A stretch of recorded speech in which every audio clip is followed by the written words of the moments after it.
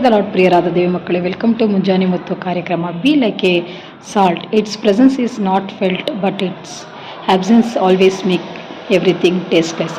ಹೌದು, ಉಪ್ಪು ತಾನಿರುವ ಜಾಗವನ್ನು ತೋರಿಸಿಕೊಳ್ಳುವುದಿಲ್ಲ, ಆದರೆ ಅದು ಇಲ್ಲದೇ ಇರುವಾಗ ಅದರ ರುಚಿ ಇಲ್ಲದೆ ಇರುವ ಅನುಭವವನ್ನು ಎಲ್ಲ ಕ್ಷಣದಲ್ಲೂ ನೋಡಬಹುದು. ಹೌದು ಪ್ರಿಯರಾದ ದೇವ ಮಕ್ಕಳೇ, ನಮ್ಮ ಮುಂಜಾನೆ ಮತ್ತು ಕಾರ್ಯಕ್ರಮದಲ್ಲಿ ನಾವು ರುಚಿಗಳ ಕುರಿತಾದ ಆಧ್ಯಾತ್ಮಿಕ ವಿಷಯಗಳನ್ನು ಕಲಿತಿರುವಾಗ ಈ ದಿನದಲ್ಲೂ ಕೂಡ ನೋಡುವುದಾದರೆ ಕೊನೆಯದಾಗಿ ಉಪ್ಪು ಅಥವಾ ಉಪ್ಪಿನ ರುಚಿಯ ಕುರಿತಾಗಿ ನೋಡುವುದಾದರೆ ನಮಗೆಲ್ಲರಿಗೂ ಚಿರಪರಿಚಿತವಾಗಿರುವಾಗ ಸತ್ಯವೇದದಲ್ಲಿ ಉಪ್ಪಿನ ಕುರಿತಾಗಿ ಅನೇಕ ವಿಷಯಗಳನ್ನು ಬರೆಯಲ್ಪಟ್ಟಿದೆ.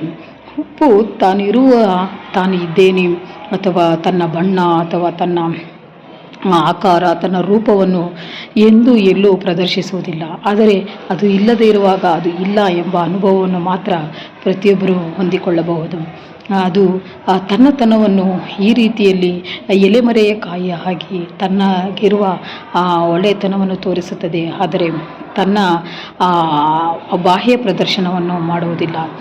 ಅದೇ ರೀತಿಯಲ್ಲಿ ನಮ್ಮ ಜೀವಿತದಲ್ಲೂ ಕೂಡ ನಾವು ಮಾಡುವ ಪ್ರತಿಯೊಂದು ವಿಷಯಗಳನ್ನು ಕೂಡ ದೇವರ ನಾಮದ ಘನತೆಗಾಗಿ, ಮಹಿಮೆಗಾಗಿ ಮಾಡಬೇಕೇ ಹೊರತು ನಮ್ಮ ಪ್ರತಿಷ್ಠೆಗಾಗಿ, ಹೆಸರಿಗಾಗಿ, ಹೊಗಳಿಕೆಗಾಗಿ, ಕೀರ್ತಿಗಾಗಿ ಅಲ್ಲ.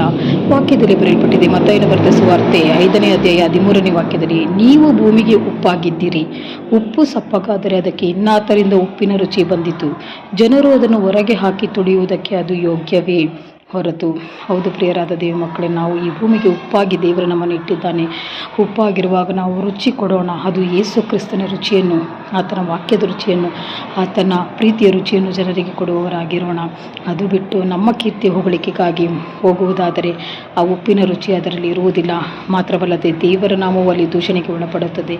ಅದರಿಂದ ಈ ದಿನಗಳಲ್ಲಿ ಆ ಉಪ್ಪಿನ ರುಚಿಯನ್ನು ನಾವು ಆಸ್ವಾದಿಸುವಾಗ ಒಂದು ವಿಷಯವನ್ನು ನೆನಪು ಮಾಡಿಕೊಳ್ಳೋಣ. ನಾವು ಈ ಭೂಮಿಗೆ ಉಪ್ಪಾಗಿದ್ದೀವಿ.